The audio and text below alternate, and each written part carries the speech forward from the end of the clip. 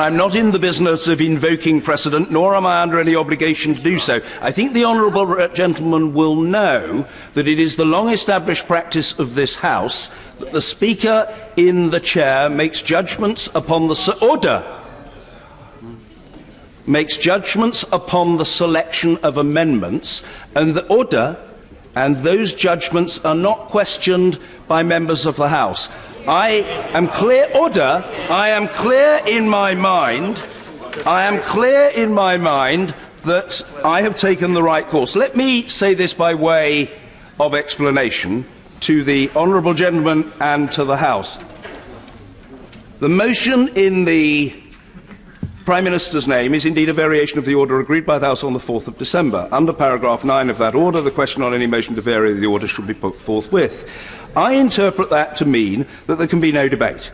But the terms of the order, I must advise the House, do not say that no amendment can be selected or moved. I cannot allow debate, but I have selected the amendment in the name of the Right Honourable and Learned Gentleman, the member for Beaconsfield.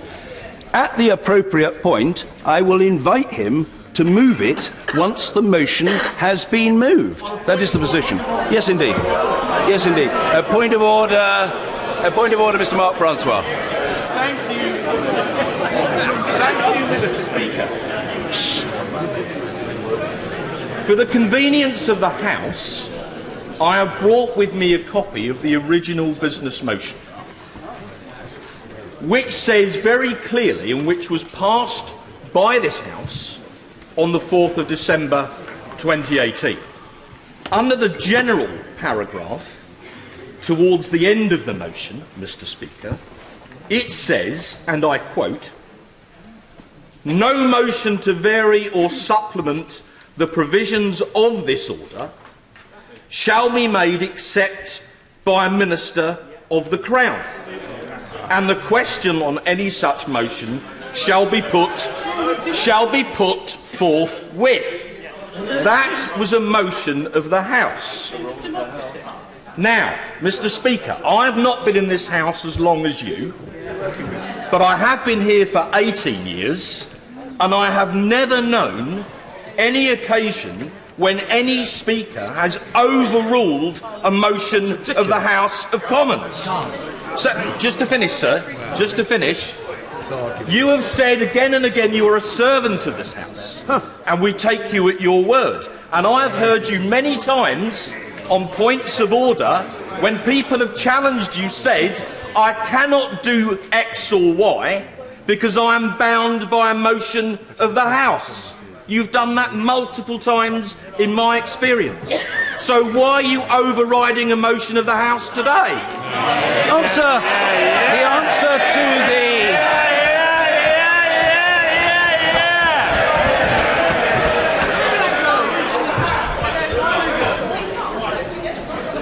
I thank the Right Honourable Gentleman for his point of order and also for his characteristic courtesy. The answer is simple. The Right Honourable Gentleman referred to a motion, and he said that no motion in this context, for the purposes of Bracey, may be moved other than by a Minister of the Crown. 'Tis so. We are not treating here of a motion, but of an amendment to a motion. Well, I'm sorry, but there is a distinction between order. There is a distinction between a motion and an amendment. What the Right Honourable Gentleman says about a motion, I accept, but it doesn't relate to an amendment. That's the answer. So no, there is no further point of order, Mr. Kenneth Clark. Kenneth Clark. Point of order, Mr. Kenneth Clark. Sorry, that is absolutely... Mr. Speaker. Mr. Speaker, in recent years, Order, please. The Father of the House is on his feet. Let's hear the right honourable and learned gentleman. Point of order, Mr. Kenneth Clark. My opinion, in recent years, this House has seen a considerable diminution of its powers and has often seemed rather indifferent to the eroding of some of the powers we used to have to hold governments to account. And you, Mr. Speaker, have been assiduous in maximising the opportunities for the House to hold what happens to be the government of the day to account and giving the opportunity for debate and for voting. I find it unbelievable that people are putting such effort in trying to exclude the possibility of the House expressing its opinion on how it wishes handles matter. And I would suggest to some of my honourable friends, the ones that are getting somewhat overexcited, that perhaps they should don a yellow jacket and go outside to take part in this discussion. Of course I will come back to other colleagues. I thank the right honourable and learned gentleman for what he said, which I think requires no response from me. It stands on its own. Point of order, Mr. Christopher Leslie. Point of order, Mr. Speaker. Mr. Speaker, you are in an invidious position. You have an extremely difficult job to do. But can you confirm that your rulings, whichever way they go, sometimes we will agree and sometimes we will disagree, but that it would not be in order for you to simply respond to the loudest voice at a particular point of time, or in any way to be pushed by a minority view because they are acting in a coordinated attempt to overrule your rulings, Mr. Speaker. Well, I note what the honourable gentleman says, and he won't be surprised to know that I share his judgment in the matter. And for the avoidance of doubt and the understanding of people who are not members of the House but who are attending to our proceedings, possibly even present in the Palace of Westminster today, let me say this so that it is crystal clear from the vantage point of the Chair. What the Chair is proposing to do is to select an amendment because, in my honest judgment, it is a legitimate selection. It is for the House to vote upon order. It is for the House to vote upon that amendment and indeed to vote upon a motion. The Chair is simply seeking to discharge the responsibility of the holder of the office to the best of his ability. That is what I have always done, and no matter what people say, or how forcefully they say it, or how many times they say it, or by what manner of coordination it is said, I will continue to do what I believe to be right. Point of order, Sir William Cash. Thank you, Mr. Speaker. Mr. Speaker, will you confirm that no amendment to the European withdrawal motion can have any legislative effect and therefore cannot override the express repeal of the European Community Act 1972 under any shape or form, which was passed under Section 1 of the Withdrawal Act by this House and by Parliament on the 26th of June this year? The short answer is yes. The honourable gentleman is right. The honourable gentleman is right. Only statute can overrule statute. As usual, the honourable gentleman's exegesis of the situation is entirely correct. I say to the honourable gentleman, somebody chunted from a sedentary position, not as usual. Well, that was my evaluative comment on the honourable gentleman, based on long experience of him. But on that particular point, I absolutely accept that he is right. Point of order, Alison McGovern. Thank you, Mr. Speaker. You yourself have often drawn our attention to not just what goes on within this House, but the view that the public might take of the priorities we hold. That's right, so can I just ask, Mr. Speaker, for you to confirm what I believe that you just said as a point of order, which is that if people do not like the amendment that you have selected, the simple answer is to vote against it.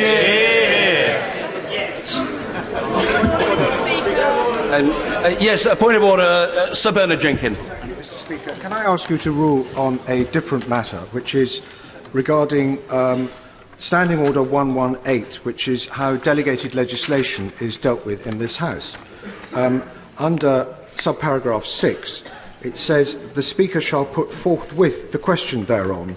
That is after orders have been debated upstairs and brought to the floor of the House. And that has always been thought to mean, and has always been understood to mean, that these motions are unamendable.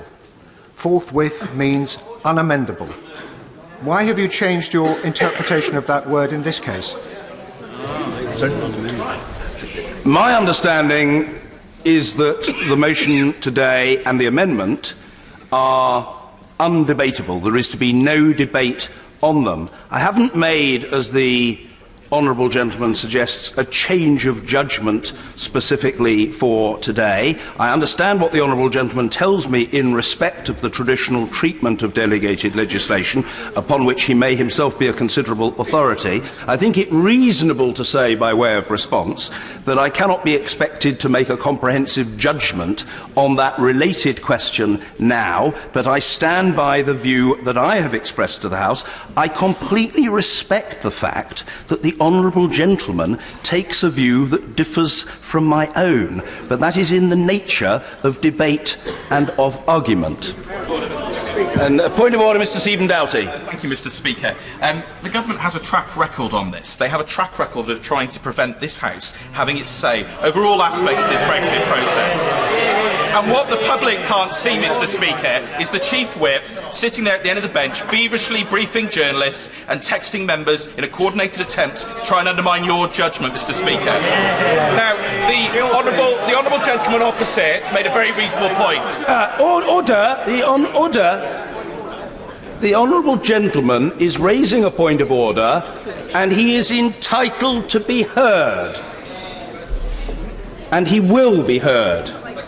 Mr. Stephen Doughty. The gentleman opposite made a very, very reasonable point about going into the office and about the ability to table. Is there not a problem, Mr. Speaker? The fact is that the government didn't table. They've had 4 weeks to get this right. They didn't table the Business of the House motion until, I think, well gone 5, 6 o'clock last night. There was even confusion. We were sitting, members in this House, were sitting in a meeting with the Prime Minister and the Chief Whip, and there was complete confusion about whether the Business of the House motion had gone down. It was a deliberate attempt to prevent amendments going down and for the House to know what was going on. Do you not think that's not acceptable, Mr. Speaker? My understanding is that the Business of the House motion was tabled yesterday afternoon by the government. I confess I don't know at precisely what time, but my recollection and understanding are that it was tabled yesterday afternoon.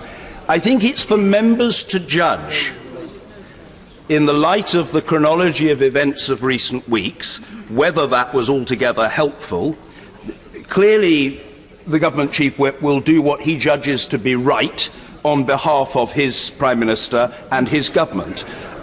I acknowledge that.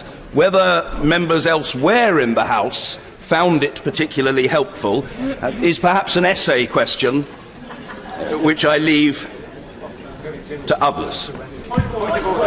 Yes, point of order, Heidi Allen. Thank you very much, Mr. Speaker. I have to tell you, I am absolutely hopping mad. When I became an MP 3 years ago, I was determined that I would not become part of the establishment. Do people in this House have any idea how out of touch the general public think we are most days? We are talking about 79 days to potentially crashing out of Europe without a deal. Should our focus not be on the detail and the arguments about the process in this place, but getting on with a plan B if the Parliament decides next week that the government's plan is not the one for the people? When are we going to start acting like public servants, doing the right thing and having the debate and getting on with it? Well, I have the highest respect for the Honourable Lady, as she knows. I take on board what she says, and I don't dissent from it. Equally, however, if members raise points of order, it is my responsibility to deal with them as fairly and effectively as I can. Clearly, I think there will be a desire at some stage to proceed to the substance of the matters with which we are supposed to be dealing, but if there are further points of order, of course I will hear them and do my best to respond. Point of order, Vicky Ford. Thank you, Mr. Speaker. In my previous job in the European Parliament, I often found I was being asked to vote on amendments that had not been debated. And one of the things I really like about this House is that before we vote on amendments, we get a chance to debate that amendment. Can you confirm that if this amendment is put to a vote today, we will have had a chance to debate it? A very simple reason: that the terms for today, specified by her right honourable friend, the Government Chief Whip, specify no debate. So if the honourable lady asks me whether there will be a debate, the honest answer to her is no, but that isn't my fault. A point of order, Mr. Angus Brendan McNeill. No, order. Of course, a point of order, the Leader of the House. Thank you, Mr. Speaker. You will appreciate that there are members around the House who have concerns about your decision today. I think it would be very helpful to the House if you can confirm that your decision was taken in the full advice and agreement of the Clerk of the House of Commons. And perhaps to help the House, you might agree to publish the advice so that the House can understand the reason for your decision. Thank you. Forgive me, colleagues. I do want to hear the point of order from the Right Honourable Lady. I heard the start of it, but I didn't hear its continuation, so please, let's hear it. The Leader of the House. Thank you, Mr. Speaker. As you will have heard today, there are some concerns about the decision that you've taken in the context of the House motion that's before us. And I wondered, therefore, if you could please confirm that your decision was taken with full advice from the Clerk of the House of Commons and other senior parliamentary advisers, and whether you might consider, under these circumstances, publishing that advice for the further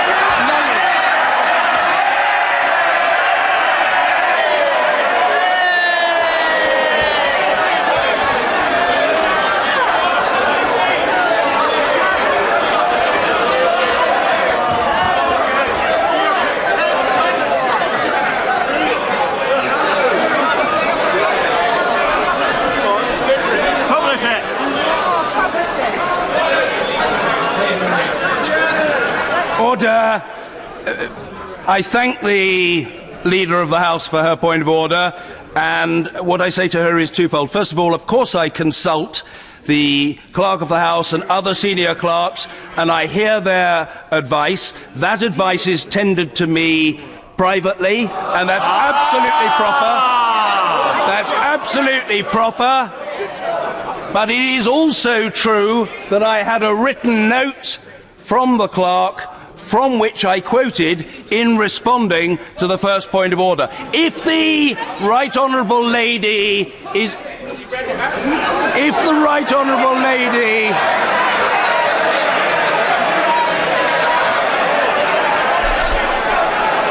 If the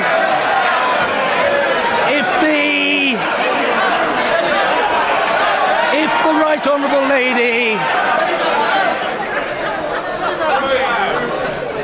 If the Right Honourable Lady is inquiring whether there is what she might consider in governmental terms full written advice, a paper or a written brief or whatever, there is none such. I have just told the Right Honourable Lady what the situation is, and I quoted from what was provided to me by the Clerk of the House, and I have given my ruling, and that is the situation. Yes, point of order, the Leader of the House. Mr. Speaker, I'm grateful for your reply. My question is really, did the Clerk of the Commons propose that your solution was acceptable, or did the Clerk advise against it? The answer is I discussed the matter with the Clerk of the House. The Clerk offered me advice. We talked about the situation that faced the House today, and at the end of our discussion, when I had concluded, as I did, he undertook to advise me further in the treatment of this matter. That seems to me to be entirely proper. That is the situation, and I think that is what colleagues would expect. Point of order, Mr. Angus Brendan McNeill. Thank you very much, Mr. Speaker. And just before I begin, I'd like to wish Michelle Barney a happy 68th birthday today.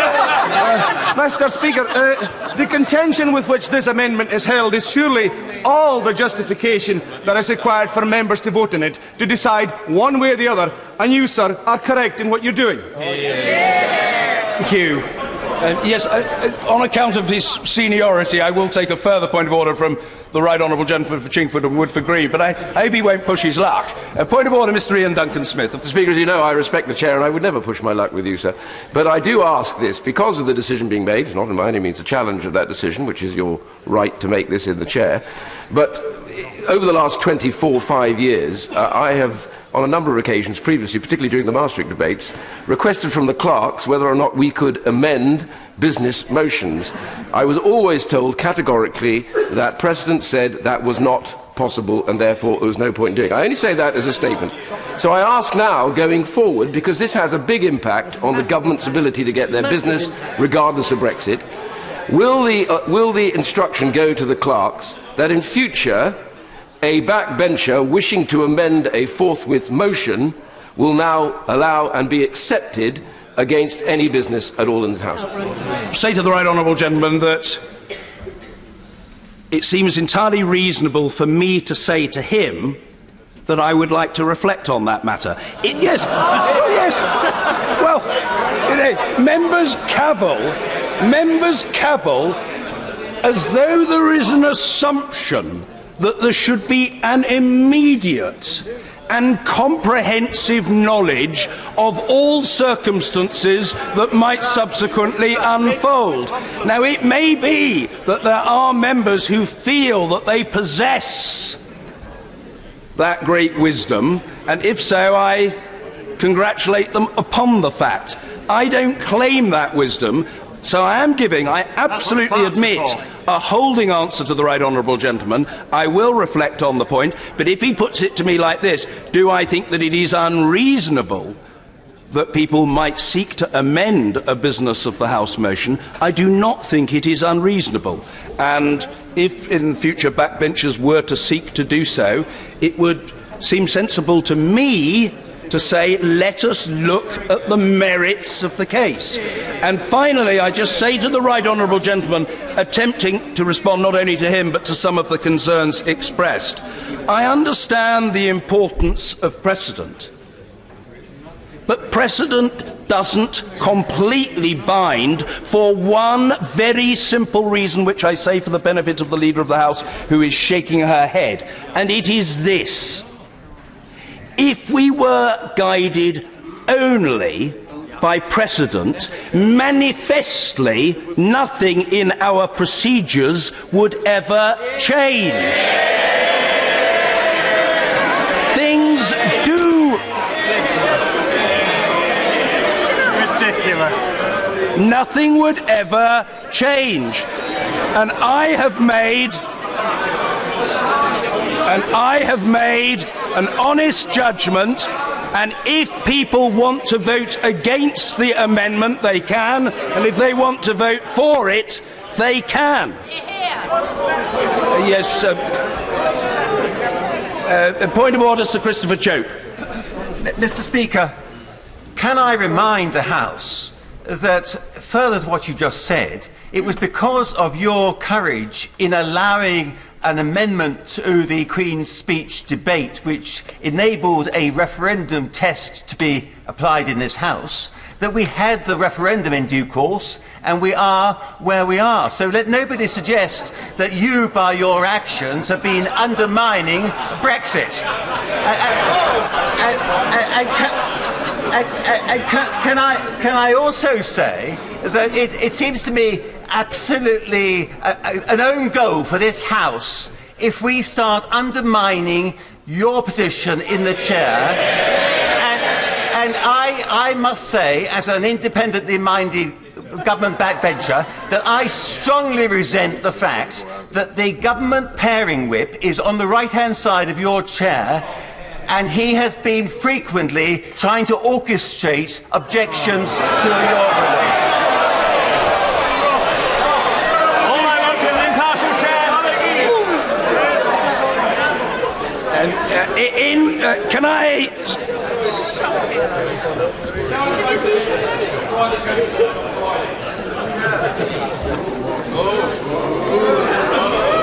Let me say this to the honourable gentleman, the member for Christchurch. So far as his last remark was concerned, I think I can cope with that. You know, government whips going about their business in their own ways, something to which the chair is very well and long accustomed. And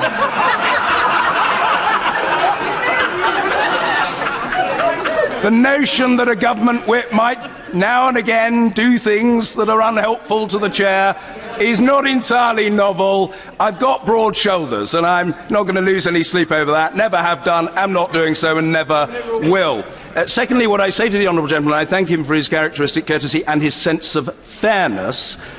He records the record accurately. I did indeed select an additional amendment to the gracious address, if memory serves me correctly, in 2013, and that was in the name of Mr. John Barron.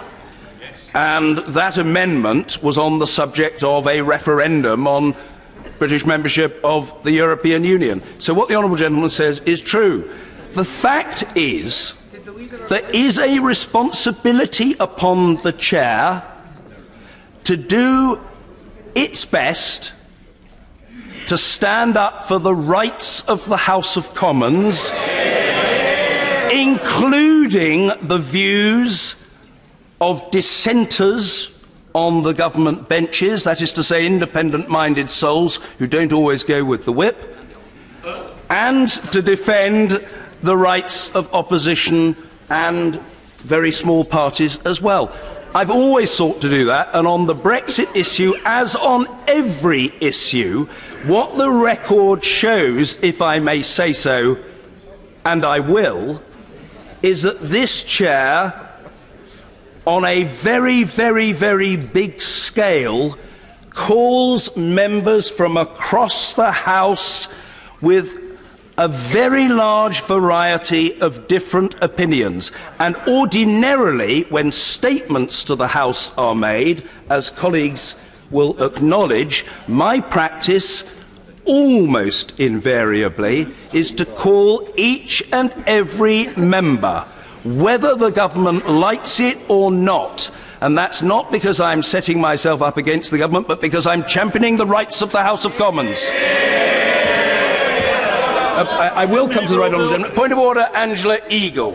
Thank you, Mr. Speaker. Will you agree with me that over the last few years we've seen a big evolution of the way that the government treats motions in this House, partly brought about by the right reforms, but we've seen the widespread ignoring of motions that have passed in this House and the beginning of a practice not to vote on motions, opposition motions especially, which the government feels are somehow awkward for it. And do you agree with me, Mr. Speaker, that this has taken away from the importance of decisions this House of Commons is making? And therefore, do you also agree that allowing this House of Commons to vote on more issues in a context in which those votes have to be taken and put into effect empowers this House of Commons and demonstrates that this House of Commons is taking back control, and you as Speaker have an absolute duty to ensure that this House of Commons is taken seriously, which is why I commend you for the decision you have taken today. Thank you. Rather than deal in detail with what the Right Honourable Lady has said, I will say that I agree with her assessment of recent events, and of course I thank her for agreeing with me. Yes, of course. Point of order, Mr. Simon Hoare. Thank you, Mr. Speaker. The advice of the clerks is entirely proper between you and the clerks. I think that is an accepted principle. But if this place is to operate properly and effectively, it has to be on an established, rules-based system, as my right honourable friend, the member for Walton and Woodford Green, referenced. Could I ask you, sir, to reflect on two things? The first is, if there is to be what one would consider to be a fairly seismic change in the definition of terminology in this place, then the role of the Procedure Committee should be taken into account in that. And I say to you personally, we need to reflect in this place about not about the personalities, not about the politics, but about the dignity of the office of Speaker and the dignity of the Chair. I think we are, and I say this with sadness, in pretty choppy and dangerous waters at a time in our nation's affairs when, frankly, we could least afford it. Extraordinarily grateful for the point of order from the honourable gentleman. I know he's deeply versed in the affairs of the House and takes his responsibilities to it very seriously indeed. I shall reflect most carefully on every word of what the honourable gentleman has said to me today. I agree that there could well be a role for the Procedure Committee in relation to this matter, and I thank him for what he has said. Yes, a point of order. I will come to other colleagues, if that is what colleagues wish to do. Point of order, Mr. Hilary Benn. Thank you very much indeed, Mr. Speaker. Given that the crisis that the country is facing over Brexit, the fact, as my right honourable friend has just said, that the House of Commons is taking back control is something to be welcomed rather than feared. Mr. Speaker, you have made your ruling. It is clear the House should respect it. Absolutely. And I wonder if you could advise us how we could now move on to the business of the day, which I think the nation expects us now to turn our attention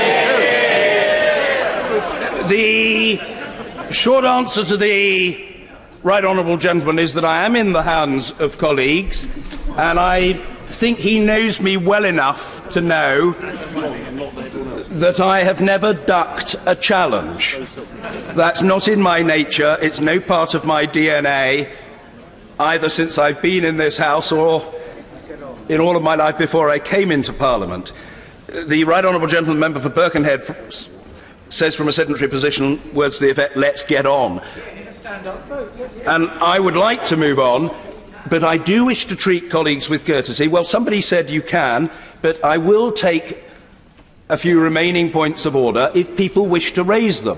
But I do just very gently say to the honourable gentleman from the government backbenches who just raised his point of order and talked about the dignity of the chair and the importance of our procedures, if people are going to invoke that importance, it would be helpful if they did not undermine that self-same point by continuous and repetitive dispute. Point of order, Mr. Jacob Rees-Mogg. Thank you, Mr. Speaker. I have 2 points which I would be grateful for clarity on.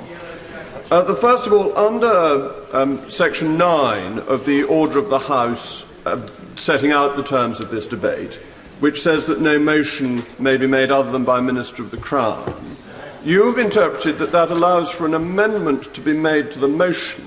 But then that motion as amended has to be put, which is the motion, which needs to be put by Minister of the Crown under the order.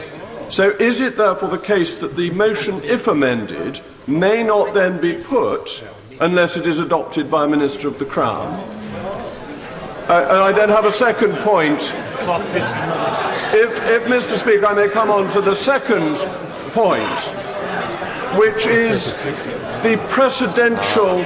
I've heard the honourable gentleman's first point, but I would like to hear his second. Mr. Jacob Rees-Mogg. Mr. Speaker, the second point really does relate to the interpretation of the word forthwith, and for the benefit of the Commons Journal tomorrow, how this is to be understood in future when these matters arise. If you look at page 458 of Erskine May, which I'm sure you have, it says that they must be put forthwith without any possibility of amendment, which reads as if it is a single set rather than simply forthwith qualified in this way. But the question that then arises is on the other important standing orders that are affected by the forthwith question. I think particularly of Standing Order 44 relating to disorderly conduct, which states that it must be put forthwith, but makes no mention of amendment one way or another, and it seems to me it would be deeply troublesome if forthwith came to allow for amendments under such circumstances, and therefore I think the precedential effect of your ruling needs to be clarified. On the second point, which is not altogether dissimilar to that raised earlier by the Right Honourable Gentleman, the member for Chingford and Woodford Green, I'm happy to reflect on that point. It's a very serious question and it warrants a serious reply. I'm not sure that it is reasonable to expect, and I'm not sure that the Honourable Gentleman is seeking a full reply today, but if he is saying to me in his typically courteous way, Mr. Speaker, this is an important matter and we need a judgment on it, either from the Chair alone or acting on the advice, for example, of the Procedure Committee, I agree with him. On the first point that the Honourable Gentleman raised, the answer is that if the motion has been moved, it must then be put. And for the avoidance of doubt, I say that on the basis of specialist advice. Yes? Point of order, Mr. Pete Wishart. I'm grateful, Mr. Speaker, and my point of order is equally importantly constitutionally. Is there any means available to this House, Mr. Speaker, to communicate to the Conservative Party we're now all bored, we're now all tired of all these points of order, the nation is increasingly embarrassed by them, and how do we therefore get on with today's debate? Yeah. Well, the Honourable Gentleman's made his point, and I'm grateful to him. Point of order, Kevin Foster. Thank you, Mr. Speaker. I must say I never bore with the proceedings of this House and doing my job, even if others do. But one of the things I wanted to pick up, Mr. Speaker, is a few moments ago you said only statute can overrule statute. The Act that the motion relates to specified a period of 21 calendar days for the government to come back. This would just specify 3 sitting days. Which one has precedence, and why did you select this amendment? I've already explained the situation that appertains to the amendment, and I don't wish to be unkind to the Honourable Gentleman, but if after all of the exchanges he's still not clear as to my rationale for the selection of the amendment, I'm not sure, frankly, that I can very greatly help him. I think I'm right in saying that the reference to 21 days, as I've just been advised from a secondary position by the Clerk of the House, is a 21-day maximum. And when the Honourable Gentleman inquires about supremacy, in a sense, which takes precedence over the other, I simply make the point that that which is governed by statute is a matter of legal fact. Earlier in this series of exchanges, the Honourable Gentleman, the member for Stone, asked me to confirm his legal understanding, and I did so. And that seems to me to treat of the point that concerns the Honourable Gentleman. Point of order, Luciana Berger. Thank you, Mr. Speaker. Mr. Speaker, there will be times in this House when we agree, when we disagree, but as the Speaker, I respect the ruling that you have made today. How can we put it on records that I believe that it is reprehensible that there are both honourable members and right honourable members in this House who have often advocated for us to take back control, who are now doing completely the opposite, seeking to challenge your ruling. Let's not forget that this amendment, Mr. Speaker, is seeking to decrease the uncertainty currently experienced by millions of people across our country, our constituents, our public services and our business. And on that basis, how can we make it known to people watching outside of this House that what I believe is the majority of this House respect your ruling and don't believe that what we're currently seeing and experiencing in this House is any way to conduct this affairs? Very grateful to the Honourable Lady. I think she's made her own position very clear, as many others have also done, and that stands on the record for people to scrutinise. In terms of the issues to be voted upon today, I return, and I hope both colleagues and those attending to our proceedings out with the chamber will understand me when I say this, I return to the point that I was making earlier. The issues are for the House to decide. I am simply making a selection and then inviting members of the House of Commons to vote and reach their conclusion. And I think a lot of people would feel that it would be seemly and advantageous if we were relatively soon, we have another piece of business first, to do so. Point of order, Shailesh Vara. Speaker. Mr. Speaker, you have said that you consulted with the clerks. However, for the sake of clarity, will you kindly inform the House whether the decision that you have arrived at is different to the initial advice, to the initial advice that was provided to you by the clerks? Not confirming or denying that. I'm saying what I said earlier, that I had a discussion with the clerk and with other clerks. We discussed the situation, the various scenarios, the proffering of advice, and I stand by what I said, and I've got nothing to add to that. And it is perfectly proper that the Speaker consults with and hears the views of the clerks who serve at the table, and sometimes other clerks as well. A point of order, Mr. Martin Whitfield. I'm grateful, Mr. Speaker. I really seek your guidance on behalf of myself and perhaps others in this House. There is a difference between a motion and an amendment, and if the government had wished to prevent amendments, would a better worded motion a few weeks ago relieve them of the problem they find themselves in today? I'm not sure that I want to speculate on that, but the honourable gentleman has obviously applied his beady eye to the material on the paper, that is to say on the order paper in front of him, and he has reached that conclusion. And others may also do so. Point of order. Point of order, Mr. Nigel Huddleston. Mr. Speaker. Mr. Speaker, you and your deputies have a well-deserved reputation for being absolute sticklers for protocols, processes and conventions in this place, which personally I find occasionally quite frustrating, but I utterly respect.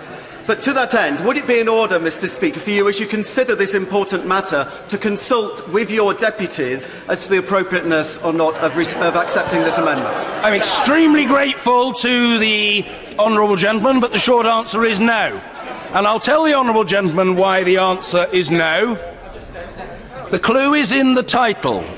The Speaker in the chair. The Speaker is elected to discharge his responsibilities to the House to the best of his ability. That is what I have done, diligently, conscientiously and without fail, for the last 9.5 years. Mine is the responsibility. I don't seek to duck it. And point of order, Mr. David Lammy. Mr. Speaker, would you agree that in all of our experience in this House, it is extremely unwise to thrust civil servants and officials who give their advice in confidence and are neutral into the public domain in this way? And that when it has happened in the past, it has often ended very badly for those individuals indeed. And the House should stop that, and it is extremely inappropriate for a leader of the House to lead that charge. Well, the honourable gentleman makes his own point in his own way with considerable force and alacrity. I respect him and I respect what he said. As to how others choose to go about their work, that's a matter for them. As far as I am concerned, I'm a member of the legislature. I am the Speaker of the House of Commons, a very important part of Parliament.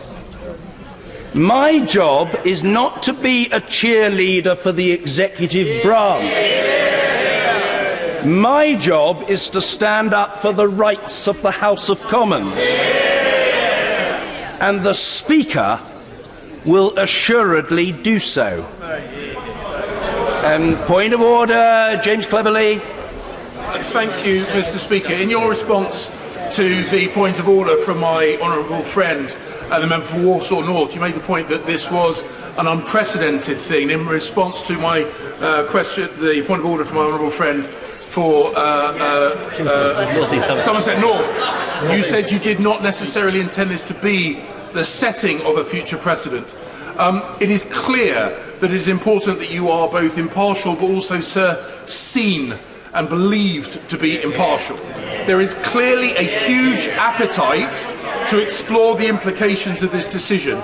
Might, sir, it be wise to not implement this particular decision at such a contentious point in time, to reflect on both, sir, I think, had the honourable gentleman completed his remarks? He had or hadn't? No, please finish. Would it not be appropriate, sir, to take a time to reflect on the precedents that this might set, and to make a decision in slower time at a less contentious moment in the business of this House? To the honourable gentleman for his point of order, and I respect his sincerity. No, I respect his sincerity. But what I say to the honourable gentleman, and I hope he'll see this point, even if he doesn't agree with it, is this. The responsibility is mine. And it isn't tomorrow, next week, next month, next year. It's now. And the chair has to make his best judgment there and then. That is what I have done, honourably and conscientiously, in the firm and continuing conviction that I am right.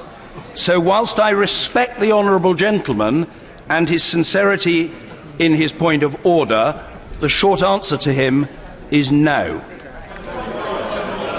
Point of order, Angela Smith. I'm grateful, Mr. Speaker. Any of our constituents watching this now will be deeply worried about the future of our country and will not be impressed by this spectacle. A number of the points of order that we have heard have articulated a series of finely detailed points, but they amount to the same thing, a tedious repetition. Is there anything in the rules of the House that prevent the abuse of the time made available to this House by making the same point over and over again? Well, I don't think it's helpful when people just make the same point over and over and over again. It has to be said that, as I myself have often observed, it's not unprecedented, and the point has just been made elegantly and eloquently from a sedentary position by the honourable gentleman member for Brent North. Continued repetition is not entirely a novel phenomenon in the House of Commons. So I'll deal with it, but I do say to the House, there is a 10-minute rule motion with which to deal, and the honourable gentleman, the member for Aldershot, is waiting to present that 10-minute rule motion, and we do then have important business to dispatch. And unless people really feel they've got something new by way of a point of order that has to be raised, I would ask them in all courtesy to consider not doing so at this time. Point of order, Andrew Percy. Speaker, can I ask you firstly to confirm that members have an absolute right to raise points of order with you and to challenge you in what I think is an excellent job you do as a servant of the House. This afternoon we have been told we are reprehensible by some members, accused of wasting time, and similarly accused of being part of a coordination. I'm part of no coordination in this place and never will be. Secondly, my second point, Mr. Speaker, is with the greatest of respect to you and the decision you made, and I am agnostic on the decision you have made. Agnostic decision you have made and believe you have the absolute right to make it. But what I would just say, Mr. Speaker, is that when we talk about the public, out there are a lot of people who believe there is a conspiracy and a stitch-up, a procedural stitch-up taking place by a House of Commons that on the substantive issue of leaving or remaining in the European Union is grossly out of touch with the referendum result. And with that in mind, whilst accepting your decision and indeed be more than happy to support you in that, could I ask just again that perhaps any advice that has been proffered on this should also be put in the public domain so the public can make their own decision about that? Mark has just said advice to me is private. But what I would say to the honourable gentleman is twofold. First of all, perhaps I can concur with him. I know the honourable gentleman, and I know that his whole political background and track record in this place prove that he is not part of coordinated efforts. He is very much his own person, and he knows that I've always respected him for that, as well as for a number of other of his qualities. Secondly, when the honourable gentleman refers to a perception out there, let me just again, and it to some degree comes back on earlier points of order, say this, and let me say it explicitly. It's not for the chair. I often have to say this to constituents and to people I meet around the country. Either to try to push a policy through or to prevent a policy being pushed through. That's not the role of the Speaker of the House. The role of the Speaker of the House is to chair as effectively as he or she can in the chamber, in the management of today business, including in the selection of amendments and new clauses and so on. What the House chooses to do is a matter for the House. And if that applies across the piece, manifestly it applies to the subject of Brexit. What happens on this subject is not a matter for me. I am simply seeking to facilitate the House in deciding what it wants to decide.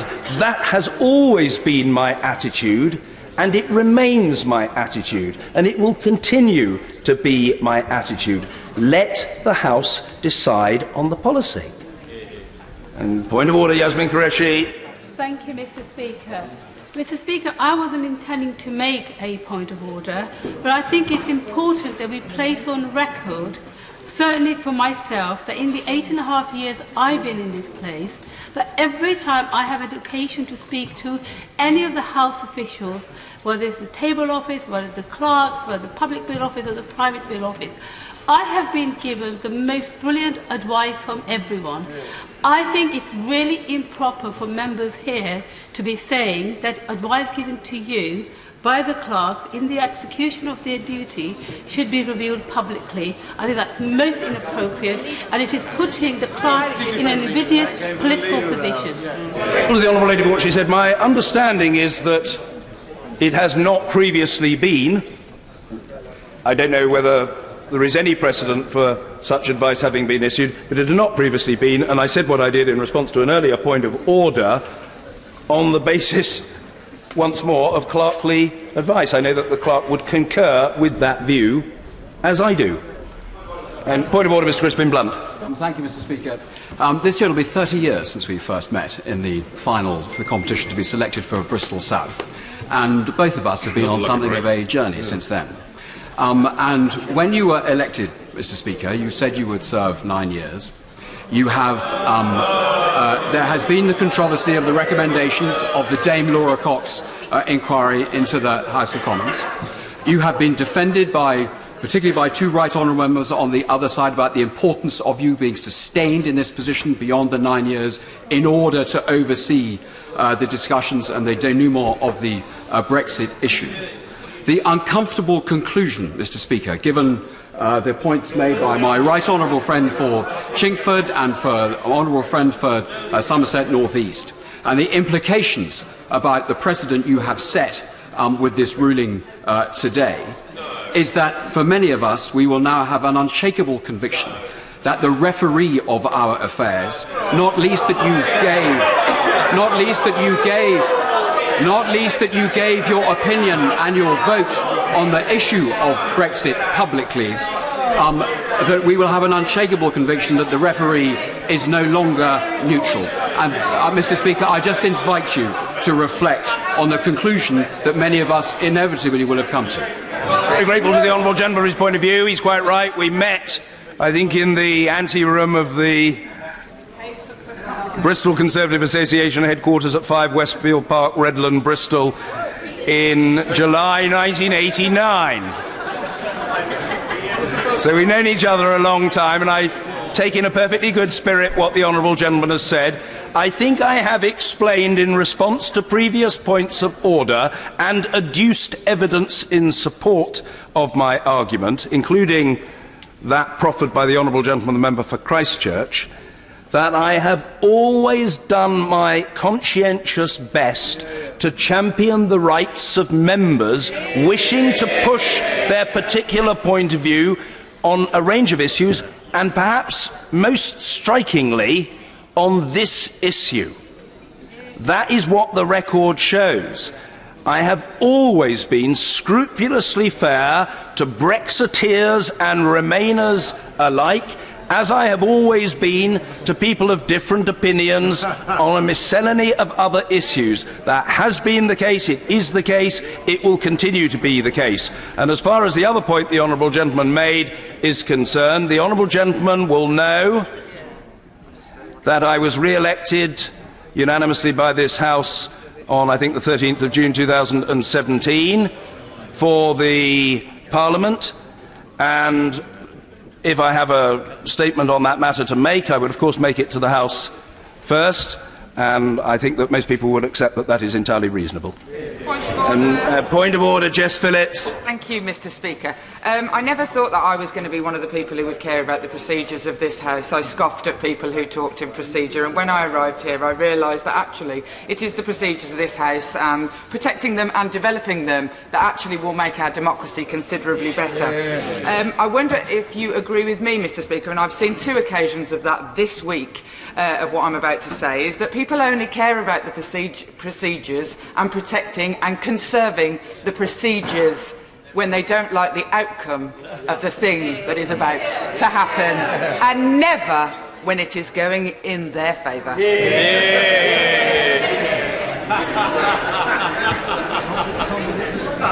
The honourable lady has made her own point with force and style.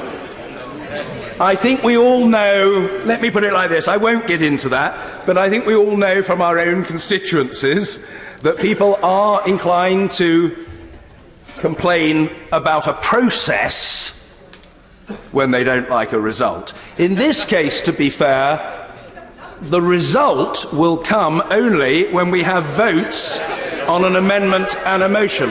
But if what the honourable lady is implying is that people are complaining because they don't like the amendment that has been selected, well, you know, she's made her own point, and that may very well be so. I certainly wouldn't impugn for one moment the integrity of members of this House who have challenged me today, which they're absolutely entitled to do, and made their own points. I hope throughout these exchanges to date it will be demonstrably obvious to everybody that no matter what point people have made and how forcefully they have made it, I have heard it, and I have heard it fully, and I have heard it with courtesy, and I have responded to it with courtesy. That has been my approach, and it will always be. Point of order, Charlie Elphick. Mr. Speaker, can I also join with the many others who've said I appreciate and respect the extent to which you listen to everyone and ensure that everyone is given a courteous and fair and proper hearing, and that the voices and votes of all people should be listened to, including, of course, the 17.4 million people who voted leave and who will be watching these proceedings and worried about the direction of the House of Commons.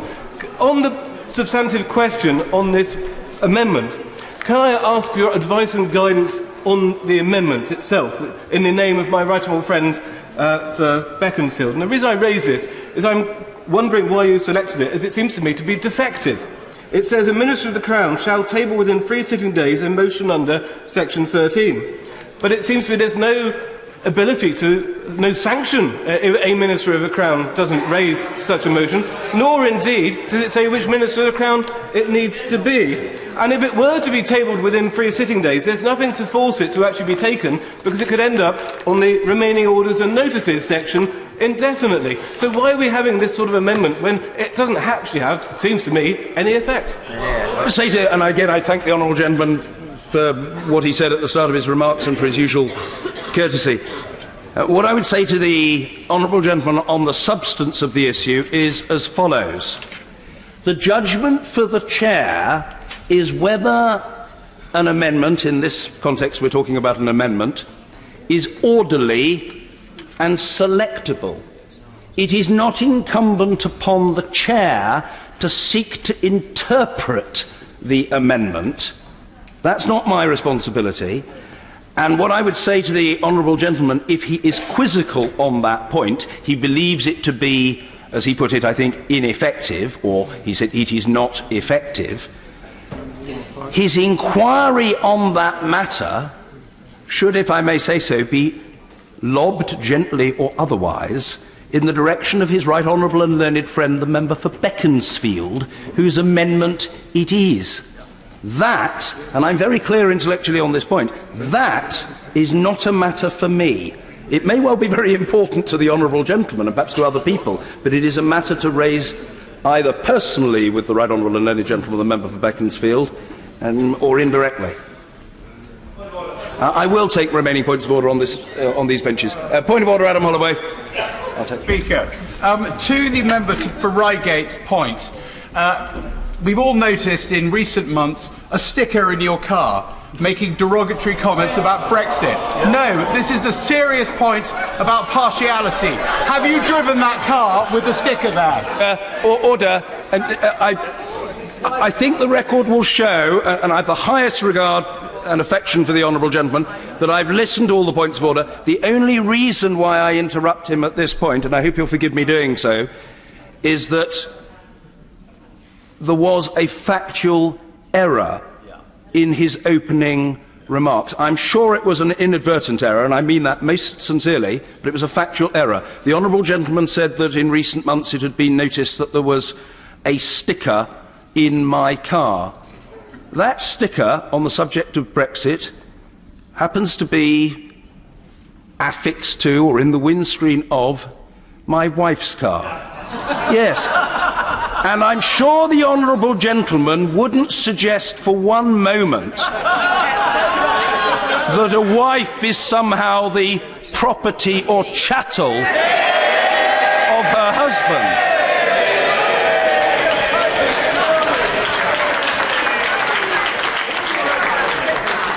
She is entitled to her views.